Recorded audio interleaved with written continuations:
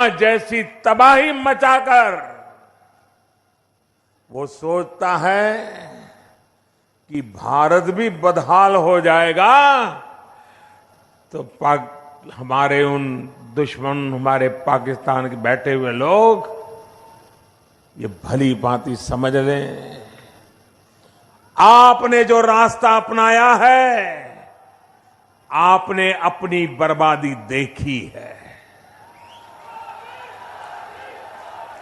हमने जो रास्ता अपनाया है हमारी दिन दोगुना रात चार गुना उन्नति भी दुनिया देख रही है। पूरी विश्व बिरादरी आतंक के इन सब प्रश्नों को खत्म करने के पक्ष में है। साथियों, वीर बेटियों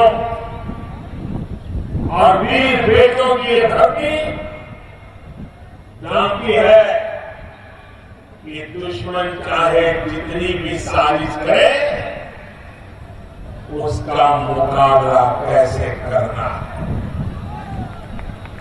ये धरती गवाह है कि मां भारती की रक्षा, उसकी संतानों की रक्षा हमारे लिए सर्वोपरि है। साथियों, ये धरती मणिकर्णिका के शौर्य की भूमि है। इस मंत्रिमंडल विस्तार को लेकर नाराजगी है आपने? ये यहाँ कोर्ट में क्या करना बाबा?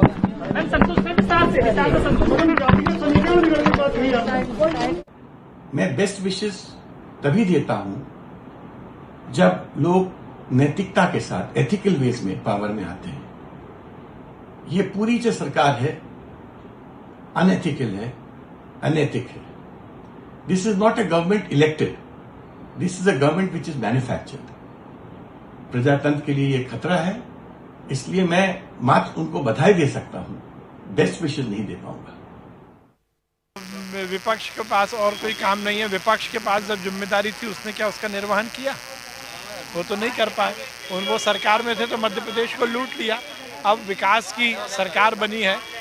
जब कांग्रेस की सरकार थी वो आइफा की सरकार थी, अब ये आस्था की सरकार है। जो पिछले 2 महीनों से ये लोग बार बार कोशिश कर रहे हैं लोगों के चरित्र को धूमिल करने के लिए, मैं इनको कहना चाहता हूं कि टाइगर अभी जिंदा है। नमस्कार, मैं रवीश कुमार, आप देख रहे हैं देश की बात 6 से 7। नेता भी फिल्मी डायलॉग बोलने लगे हैं, टाइगर अभी जिंदा हैं। मध्य प्रदेश में बहुत सारे नौजवान अपनी नौकरियों के लिए ढूंढ रहे हैं, परीक्षा देकर भी इंतज़ार कर रहे हैं कब ज्वाइनिंग मिलेगी। तो टाइगर अगर जिंदा हैं तो ज्वाइनिंग लेटर पकड़ा दें। तो अतिथि शिक्षक घूम रहे हैं वहाँ पर। और एक बात जो समझने की है ये है कि मध्य प्रदेश में मंत्रिमंडल का विस्तार हुआ है या मध्य प्रदेश भाजपा में कांग्रेस का विस्तार हुआ है। ये जरूर दिखाई दे रहा है कि ज्योतिरादित्य सिंधिया ने अपना दबदबा वहां पर बनाया है और 101 दिनों का सब्र जो है वो काम आया है। अभी तक बीजेपी में कांग्रेस से कई राज्यों में लोग गए हैं, लेकिन इतनी अच्छी वसूली या इतना अच्छी हिस्सेदारी उन्हें सरकार में कभी नहीं मिली जिस तरह से मध्य प्रदेश में उन्हें मिली है। तो ये एक तरह से बड़ी बात हो सकती है कि ज्योतिरादित्य सिंधिया, अक्सर कहा जाता था कि आप कांग्रेस से बीजेपी में गए तो वहाँ एक सामान्य नेता बनकर रह जाएंगे, लेकिन अब अखबारों के विश्लेषण को देख रहा था तो शिवराज की सरकार में सिंधिया गुट एक अलग गुट है। हालांकि सिंधिया बीजेपी में हैं, लेकिन ये पहली बार सुनाई दे रहा है इस तरह से कि मोदी शाह के ज़माने में कि ये एक सिंधिया गुट है जिसके खाते से ये लोग मंत्री बने हैं। बीजेपी का आम कार्यकर्ता भी इन तस्वीरों को देखकर कभी इन्हें अपनाता होगा, कभी अफसोस से भर जाता होगा कि उनकी सरकार है या कांग्रेसियों की है। इतिहास में दल बदल का इतना अच्छा फल बहुत कम मिला है। गुजरात में भी कांग्रेस के विधायक बीजेपी में गए, लेकिन इतनी बड़ी संख्या में मंत्री पद तो नहीं मिला कि मुख्यमंत्री के गुट के ही कुछ विधायकों को अपने पद से संतोष करना पड़ा, असंतोष से संतोष करना पड़ा, यानी वो मंत्री नहीं बन पाए। तो ये एक मध्य प्रदेश में ये जो मंत्रिमंडल का बंटवारा हुआ है, इससे जनता का बड़ा फायदा होने वाला है। और जैसा कि हर सरकार से जनता का ही फायदा होता है। हालांकि बाद में वो अनुराग द्वारी को मैसेज करने लगती है कि हमारा मसला आप कब उठाएंगे।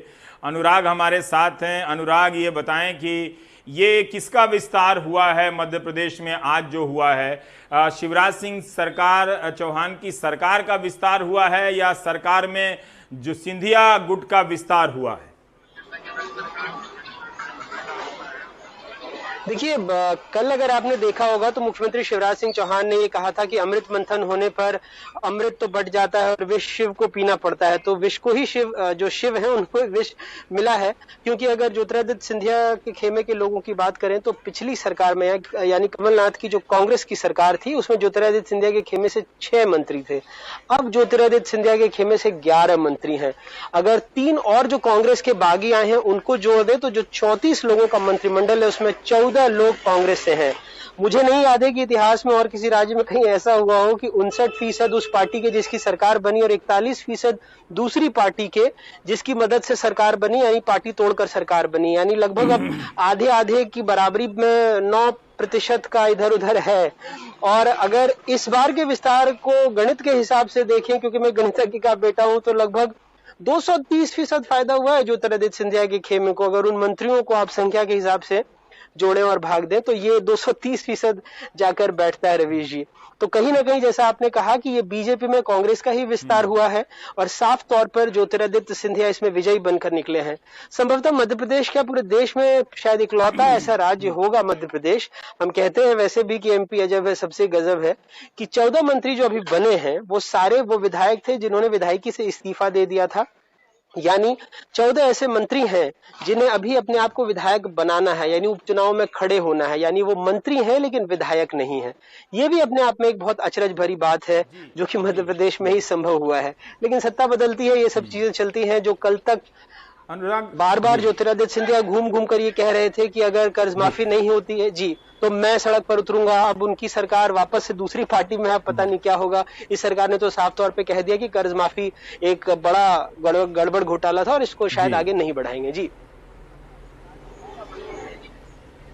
अनुराग, एक क्षेत्रीय हिसाब से देखें तो क्या वहां के ज्यादा लोग मंत्री बनाए गए हैं जहां उपचुनाव होने हैं?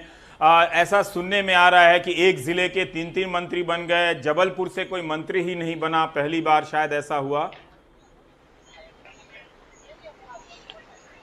जी रवीश जी, इसमें 2-3 बातें हैं। एक तो ग्वालियर चंबल संभाग में चुनाव होना है, 16 सीटें और वहां से लगभग 9 मंत्री अब बन गए हैं।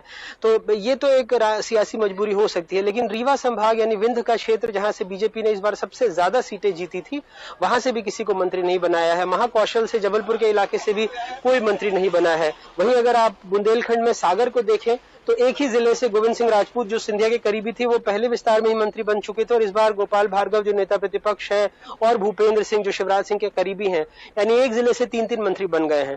तो उमा भारती कह रही हैं और इसमें से कहीं ना कुछ सच्चाई भी है कि जातिगत संतुलन और क्षेत्रीय संतुलन थोड़ा बहुत इधर उधर हुआ है। तो इसको भी आने वाले चुनाव के मद्देनजर ही देखना होगा। लेकिन जैसा मैं आपको बता रहा हूं कि बीजेपी के अंदर खेमे में भी चर्चा ये है कि ये जो मंत्रिमंडल का विस्तार है ये अगले 6 महीने तक है। यानी वो मान के चल रहे हैं कि कई लोगों को कांग्रेस से जो आए हैं उनको जिनको टिकट दिया गया है, जिनको मंत्री बनाया गया है, वो शायद चुनाव हार जाएं और उसके बाद जो बीजेपी के लोग खाली बैठ गए थे शिवराज सिंह के करीबी, उनकी लॉटरी लग जाएगी और वो मंत्री बन जाएंगे। शायद इस गुना गणित के आधार पर वो अभी चुपचाप बैठे हैं। नहीं तो विरोध भी शुरू हो चुका है। जो रमेश मेंदोला, कैलाश विजयवर्गीय के बहुत करीबी हैं और कल तक तय था कि वो मंत्री बनेंगे और हमने भी एक लिस्ट अपनी बनाई थी।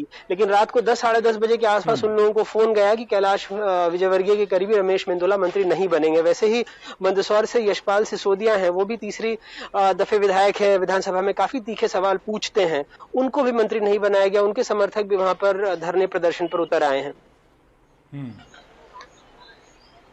क्या इसे ग्वालियर मंत्रिमंडल कहा जा सकता है अनुराग? और क्या इसे कहा जा सकता है कि बीजेपी में जो पुराने नेता रहे उनके गुटबाजी या उनके दिन चले गए और अब इन लोगों के में सिंधिया गुट प्रभावशाली हो गया? एक और बात मैं जनता को, दर्शकों को याद दिलाना चाहता हूं कि 23 मार्च को इस सरकार ने शपथ ली थी और 24 मार्च को तालाबंदी हुई थी। तो जिस वक्त आपको तालाबंदी कोरोना से लड़ने की योजनाएं बनानी थी, उस वक्त महाराष्ट्र में सरकार, मध्य प्रदेश में सरकार बनाने और गिराने का खेल चल रहा था। कमलनाथ कुछ बोलते हुए नजर नहीं आते हैं। आप अपने जवाब में इसको भी शामिल कीजिएगा कि वो क्या एकदम संत महात्मा हो गए हैं कि सरकार गई तो गई, लगता नहीं है कि किसी ने उनकी सरकार छीनी है।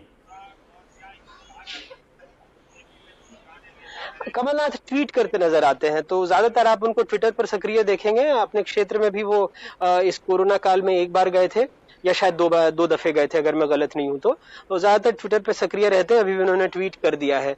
तो जो जमीन पर उतरकर लोगों को बताने की जरूरत थी, लड़ाई करने की जरूरत थी, उसमें कांग्रेस दिख नहीं रही है अभी भी। पेट्रोल को लेकर के प्रदर्शन जरूर हुआ था, उसमें से कुछ कांग्रेस के नेता जैसे दिग्विजय सिंह हो, चाहे जीतू पटवारी हो, और बाकी के नेता हैं जिला मुख्यालयों पर उन्होंने प्रदर्शन किया था। लेकिन आपने सही कहा रवीश जी कि कमलनाथ बहुत ज्यादा दिख नहीं रहे हैं। और कांग्रेस को लेकर भी एक बात मैं कह दूं कि बड़ा अजीब सा यहाँ पर अब जाकर कल या परसों में उनको जाकर नेता प्रतिपक्ष औपचारिक तौर पर कहने की बात चल रही है। नहीं तो जैसा हम पहले कह रहे थे कि अजीब सा राज्य हो गया कि विधानसभा है, विधानसभा अध्यक्ष नहीं है, 5 मंत्री हैं, पूरा मंत्रिमंडल नहीं है, विपक्ष नेता प्रतिपक्ष नहीं है। तो ये सारी चीजें यहाँ पर दिख रही हैं। तो एक कमजोर विपक्ष का फायदा तो सत्ता पक्ष जरूर उठा रहा है, लेकिन ये जो 24 सीटों पर उपचुनाव होने हैं, जिसमें भले ही जो क्षेत्रीय समीकरण है उसको साधने की कोशिश की गई है, ज्यादा मंत्री पदों से नवाजा गया है, लेकिन अब ये देखना होगा कि जनता इनको कैसे लेती है। जैसे आपने कोरोना का जिक्र किया तो बहुत अच्छी बात है, तुलसी सिलावट है, सांवेर से विधायक है और ये स्वास्थ्य मंत्री हुआ करते थे कांग्रेस के वक्त में। और मुझे इनका बयान याद है, फरवरी में हमने इनसे एक बार सवाल पूछा था, तब इन्होंने कहा था जब कोरोना की आहट हुई थी कि मध्य प्रदेश पूरी तरह से तैयार है, हमने ये कर लिया है, वो कर लिया है। और महीने भर बाद पता लगा कि 8 तारीख को उन्होंने एक प्लेन पकड़ी और सीधे बैंगलोर चले गए और उसके बाद उन्होंने पार्टी ही बदल ली। और इसके मद्देनजर आज हम देख रहे हैं कि मध्य प्रदेश जहां से वो आते हैं, इंदौर, वो एक वक्त में मृत्यु दर उसमें देश में सबसे ज्यादा थी और पूरा मध्य प्रदेश भी कोरोना से जूझ ही रहा है, कई लोगों की मौत हो गई है।